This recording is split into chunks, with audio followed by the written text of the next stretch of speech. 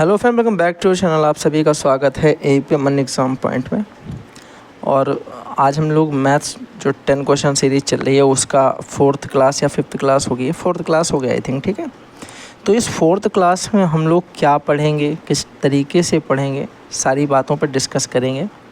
और क्वेश्चन किस तरीके के आपको एग्ज़ाम में मिलते हैं, उससे करने का तरीका कौन सा होना चाहिए वो इम्पॉर्टेंट है। ठीक है, क्वेश्चन तो सबको पता किस टाइप के मिलते हैं। सपोज़ करो ये क्वेश्चन आपको एग्ज़ाम में दिखाई पड़ा और आप इसको सॉल्व कर रहे हैं। कैसे करोगे? निम्नलिखित में से कौन सा 11 से पूर्णतः विभाज्य है?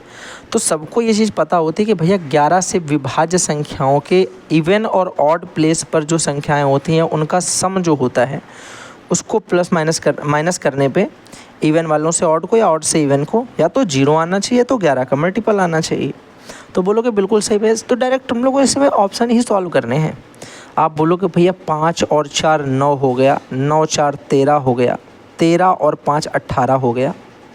देखना नीचे भैया, देखा हमने 7 6 13 हो गया, 13 0 13 ही रहता है और 13 और ये मेरा 17 हो गया, 13 4 17 घटाया तो आया 1।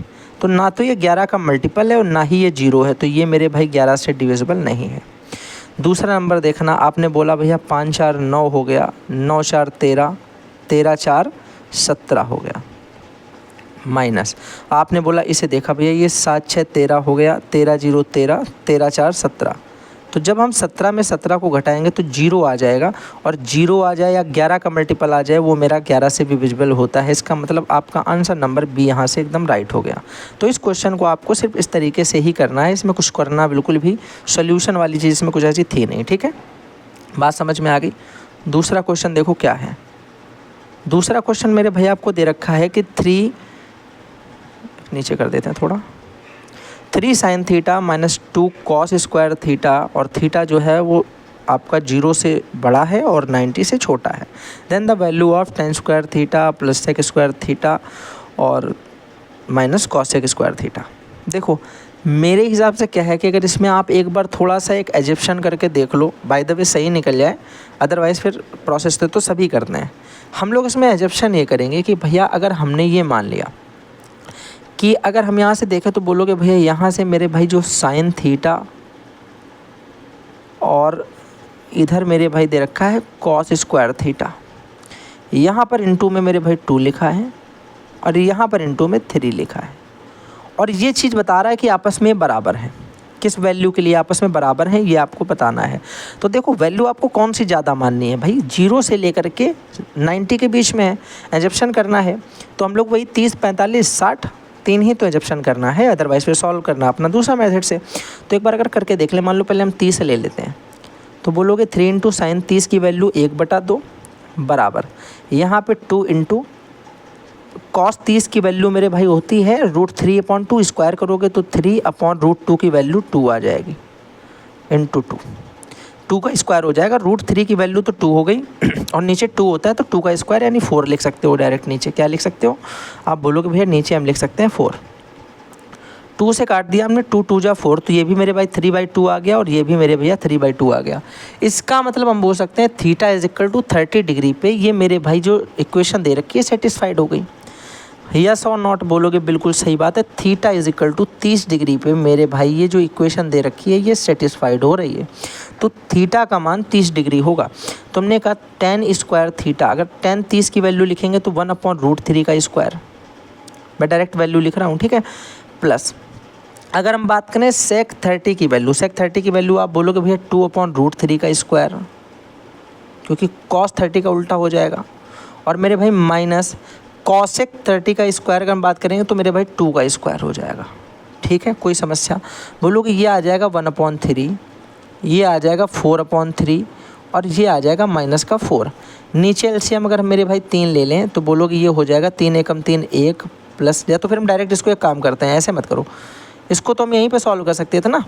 ये दोनों तो साफ साफ मेरे भाई 5/3 हो गए, 5/3 से हमें 4 माइनस करना है, तो इसे सॉल्व करोगे तो 3 4 जा 12 यानी 5 - 12/3, 5 में 12 चले गए, कितने आ गए, माइनस का 7 और अपॉन में कितना 3, तो -7/3 कौन सा वाला आंसर है, आप बोलोगे ऑप्शन नंबर बी जो है वो इसका एकदम राइट हो जाएगा। कोई समस्या, बोलोगे बिल्कुल सरल था, बात समझ में आ गई, आराम से हो गया क्वेश्चन, यस और नॉट, बोलोगे बिल्कुल सही। अगला क्वेश्चन करो भाई, कैसे करोगे। क्वेश्चन दिया है कि किसी वृत्त के एक त्रिज्य खंड का क्षेत्रफल 110 सेंटीमीटर स्क्वायर है, ठीक है, and the centre angle of the sector is 56 degree, जो उसका त्रिज्य खंड केंद्रीय कोण होता है वो कौन सा दिया है, 56 डिग्री का दे रखा है। बोला what is the radius of the circle, circle की रेडियस आपको बतानी है। सरल सा कॉन्सेप्ट समझो, अगर किसी सर्कल के, ये हो गया मेरे भाई इसका केंद्रीय कोण, केंद्र पे बना कोण, मैंने कहा इस तरीके से एक ये सेक्टर हमने निकाल लिया, ये हमारा एंगल मेरा थीटा है, क्या है, थीटा, और हमें रेडियस इसकी मान लो नहीं पता, अपने आर मान ली कि आर होती है इसकी रेडियस। तो भैया आपको पता है एरिया के लिए फार्मूला हम क्या लगाते हैं, एरिया के लिए लगाते हैं θ/360 और एरिया का फार्मूला यानी πr²।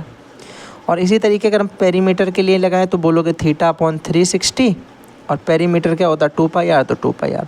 तो ये इसके फार्मूले हो गए, बिल्कुल सरल से हैं, बस θ/360 अपनी तरफ से ऐड करना है, बाकी तो सारा वही है जो होता है। तो बोलोगे बिल्कुल सही बात है, ये हमें समझ में आ गया। अगर हम यहाँ पे फार्मूला लगाते हैं एरिया का θ/360 इंटू πr² बराबर हमें कितना दे रखा, 110 दे रखा ना, एरिया 110, बिल्कुल सही बात है। बोलोगे थीटा का मान 56/360, पाई का मान 22/7 और आर का मान हमें नहीं पता, तो r² बराबर 110। 22 से काटा तो 22 पंचे 110, यस और नॉट, बिल्कुल सही बात बोलोगे। भैया अगर इसे काट दो तो बोलोगे, ऐसे काटोगे 8 7 56 और इसे काटोगे तो 8 चौके 32 8 45, 7 से 7 मेरे भाई पूरा चला गया, तो r² बराबर मेरा कितना आ गया, r² बराबर आ गया 45 और इधर बचा 5, ये 45 इधर आ गया और ये 5 पहले से लिखा, तो 5 × 45 आ गया। तो r का मान मेरा कितना आ जाएगा, आप बोलोगे 45 पंचे कितना होता है 225 और 225 का अंडर रूट करेंगे तो कितना आ जाएगा, बोलोगे 15। तो r बराबर मेरा 15 सेंटीमीटर आ जाएगा। ऑप्शन नंबर मेरे भाई डी जो है वो एकदम राइट हो जाएगा। कोई समस्या, बोलोगे कोई समस्या नहीं, बात समझ में आ रही है। नेक्स्ट क्वेश्चन मेरे भाई देख लो क्या दिया है। अगला प्रश्न आपको दिया गया है x² - 1/x is equal to 8, then find the value of x की पावर 6 - 1/x की पावर 3। इसे गंदी नज़रों से देखो, क्या दिखाई पड़ेगा तुम्हें, जब तुम इसे गंदी नज़रों से देखोगे तुम्हें यहाँ पे दिखाई पड़ेगा x² / x - 1/x is equal to 8। x को नीचे अलग अलग दोनों में बांट दिया, एक x से एक x ये कट गया, तो ये आ गया x - 1/x बराबर 8। हमें वैल्यू जो पूछी गई उसे भी जब हम देखेंगे तो हमें दिखाई पड़ेगा x की पावर 6 में जब x पावर 3 से डिवाइड करोगे तो x की पावर 3 - 1/x की पावर 3, इसकी मुझे वैल्यू चाहिए। तो क्या याद नहीं है आपको इसकी वैल्यू कैसे हम लोग निकालते हैं?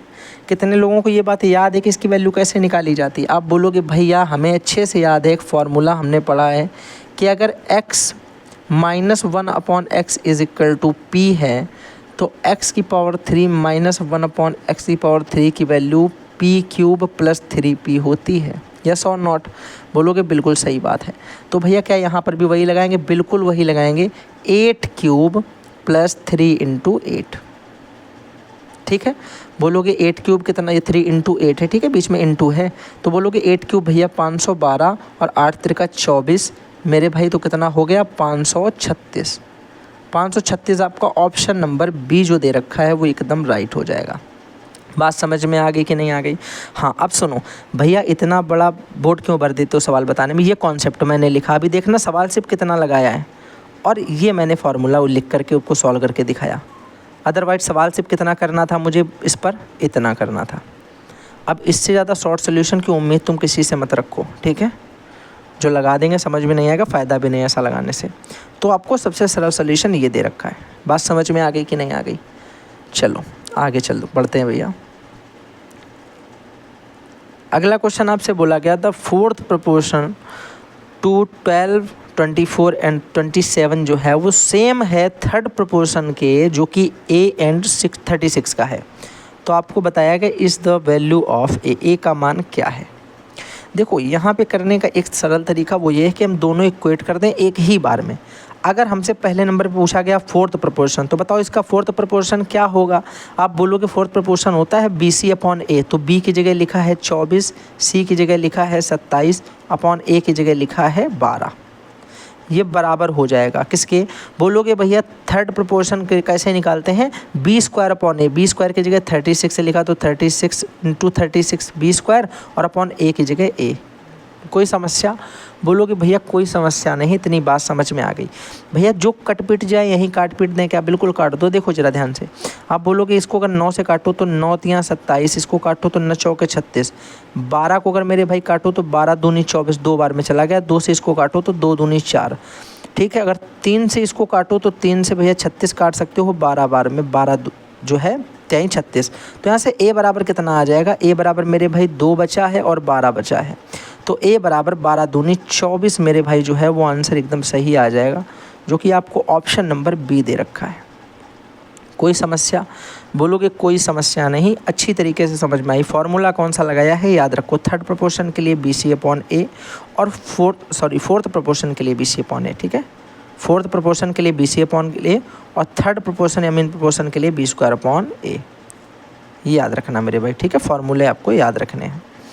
चलो अगले क्वेश्चन की तरफ बढ़ें। क्या ये बात समझ में आ गई कि नहीं आई, बोलोगे बिल्कुल समझ में आ गई।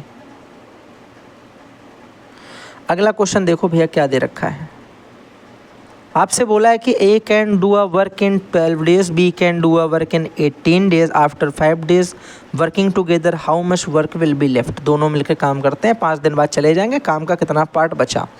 अब ध्यान से सुनो, एक करता है 5 दिन में और एक करता है आपका कितने दिन में, 12 दिन में।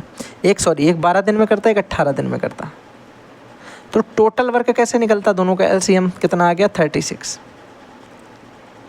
अगर मैंने कहा ये A काम करता है, ये B काम करता है, तो A अगर 12 दिन में 36 काम करता है, एक दिन में कितना काम करेगा 3 यूनिट। B अगर 18 दिन में 36 काम करता है तो एक दिन में काम कितना करेगा, आप बोलोगे भैया एक दिन में करेगा 2 यूनिट। दोनों मिलके एक दिन में कितना काम करेंगे, 3 और 2 5 यूनिट। तो भैया अगर इन्होंने 5 दिन तक एक साथ काम किया, 5 यूनिट काम एक दिन में करते हैं, तो 5 दिन में कितना कर देंगे, 25 काम। अगर 36 काम में से 25 काम कर दिया तो बचा कितना, 11 काम। तो पार्ट कितना बचा काम का, लेफ़्ट वाला, ज़रा ध्यान से देखना, लेफ़्ट वाला पार्ट बचा। बोलोगे 11 काम बचा है 36 टोटल में, कटेगा है नहीं, यही पार्ट आ जाएगा मेरा। तो ऑप्शन नंबर आपको जो है 11/36 यानी D वाला जो दिया है वो एकदम राइट है। कोई समस्या, बात समझ में आ गई, सिंपल क्वेश्चन था ये तो। चलो अगला क्वेश्चन देख लेते हैं भाई, अगला प्रश्न क्या दिया गया है।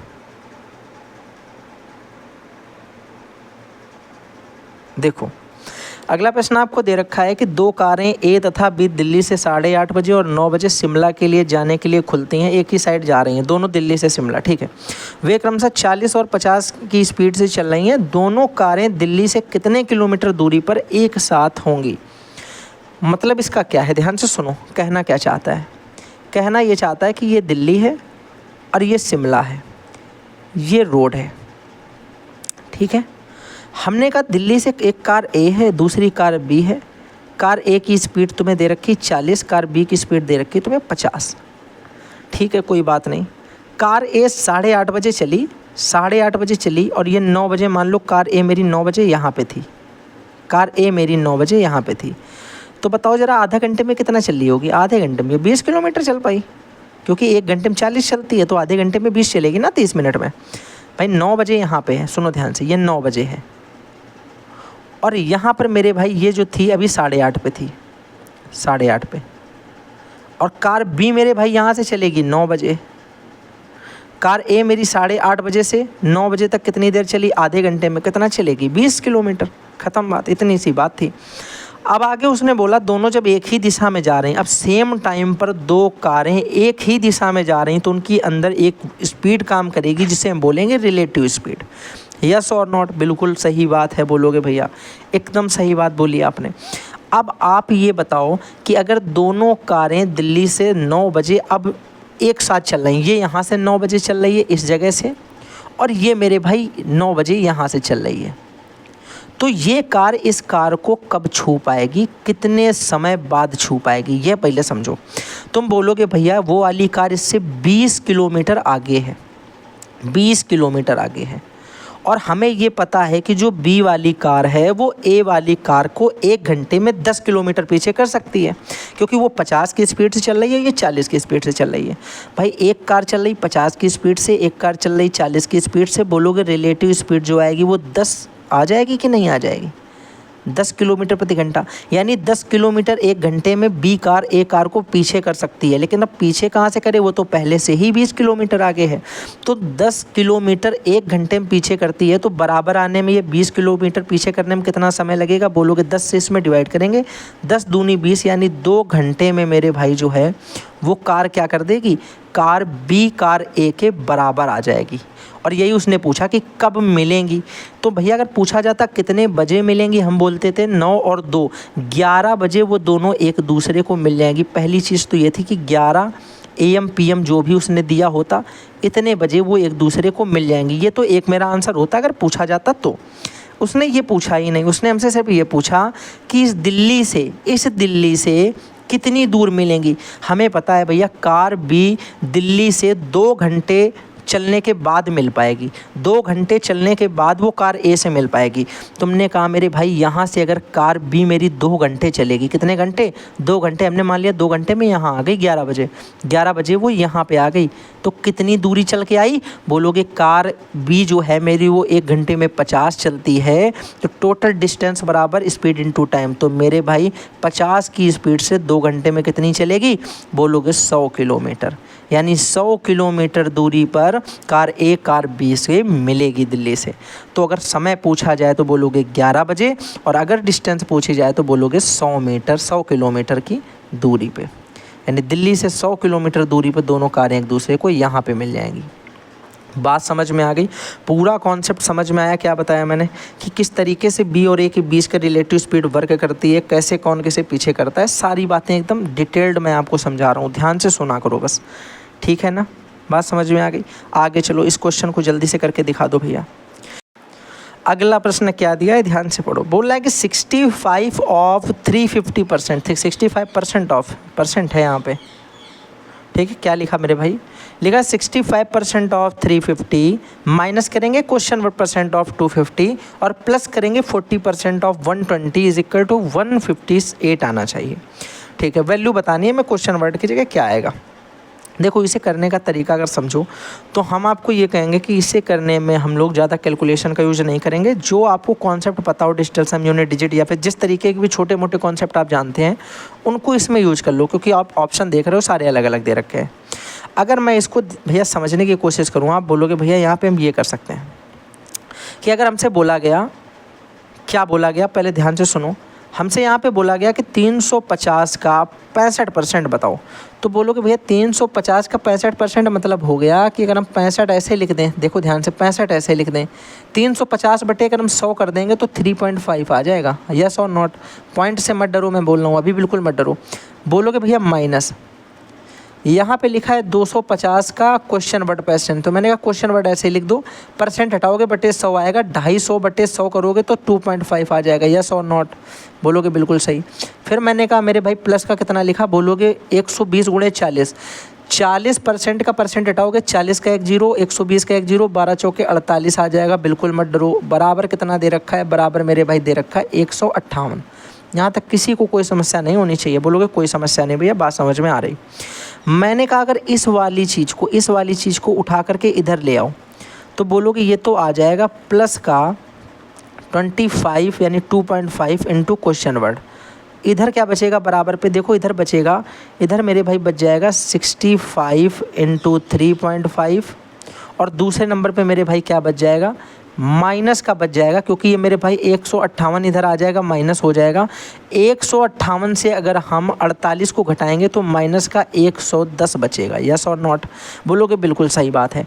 अगर हम इसको सॉल्व करें तो बोलोगे ये आ जाएगा 65 इंटू 3.5 माइनस भैया 110 बटे मेरे भाई 2.5 is equal to question word. तो क्वेश्चन वर्ड का मान ये आ जाएगा। अब देखो इस भयानक चीज़ को सॉल्व कौन करेगा।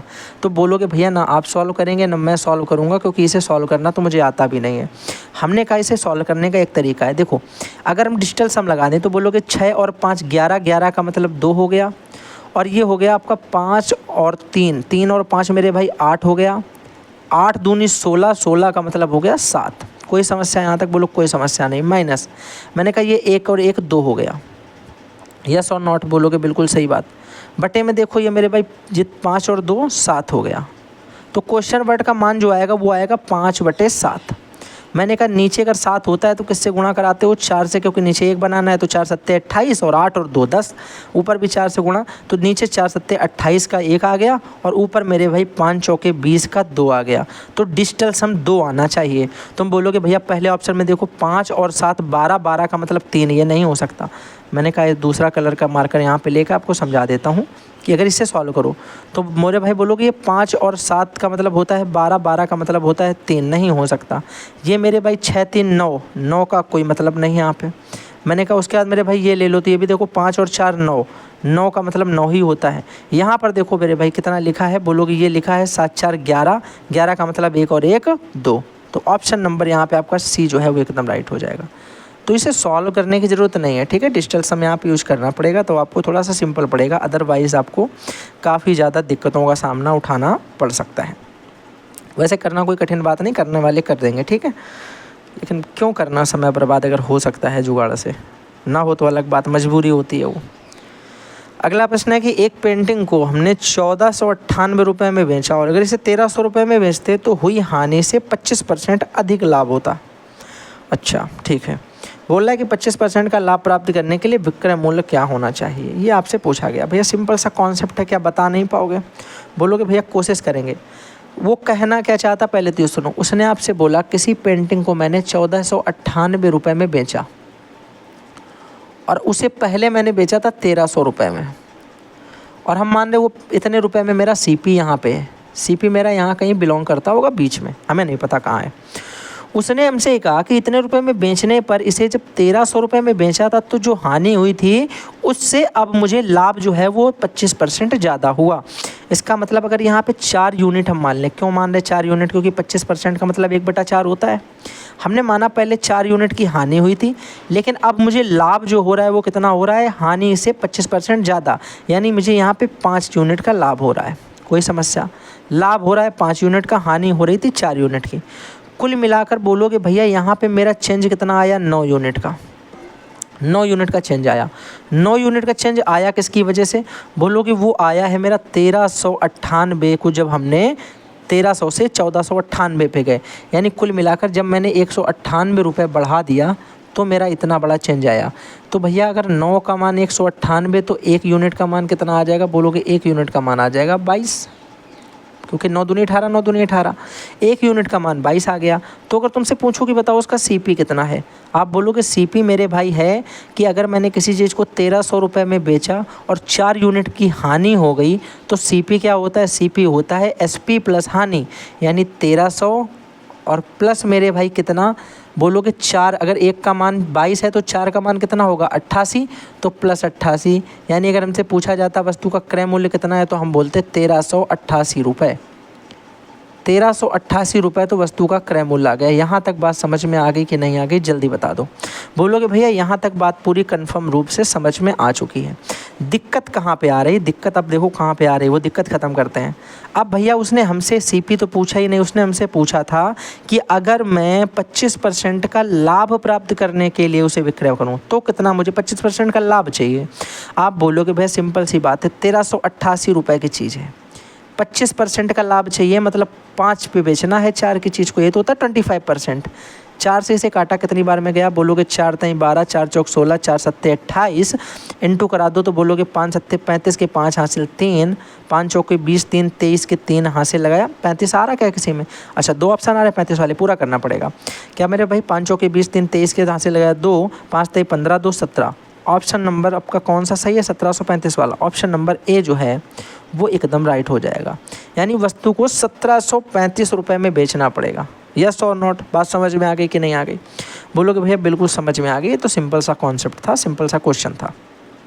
चलो, अब ये सिंपल सिंपल क्वेश्चन है, आपको समझ के रखना है। यही क्वेश्चन आपको जो है बाद में डिस्टर्ब करते हैं। देखो ये क्वेश्चन मैं आपके लिए छोड़ूंगा, बिल्कुल सरल सा क्वेश्चन है, साधारण ब्याज का है, कोई बहुत ज़्यादा टफ नहीं है। साधारण ब्याज 3 सालों में इतना हो जाता, 5 सालों में इतनी धनराशि हो जाती, वार्षिक दर पे परसेंट बताना है। बता लोगे कि नहीं बता लोगे? जल्दी बोलो कमेंट बॉक्स में इसका मुझे आंसर जल्दी जल्दी से बता देना सब लोग। भैया इसका आंसर जो है आपको बताना है कमेंट बॉक्स में, ठीक है, कमेंट बॉक्स में। चैनल पर नए हो तो चैनल को सब्सक्राइब कर लेना, वीडियो को लाइक करना, अगर पसंद आता है तो फ्रेंड्स के साथ में शेयर करना, और एन्जॉयमेंट आराम से आप पढ़ो, देखो कोई टेंशन वाली बात है नहीं, ठीक है। मज़े के साथ में पढ़ाई करते रहो, समझते रहो। जो समझ में ना आए उस कॉन्सेप्ट को आप लोग नीचे कमेंट बॉक्स में लिखो, मैं उस पर एक एकदम स्पष्ट वीडियो बनाऊंगा, अच्छे तरीके से बात करेंगे उस कॉन्सेप्ट पे, ठीक है। इसी के साथ में थैंक्स फॉर वॉचिंग।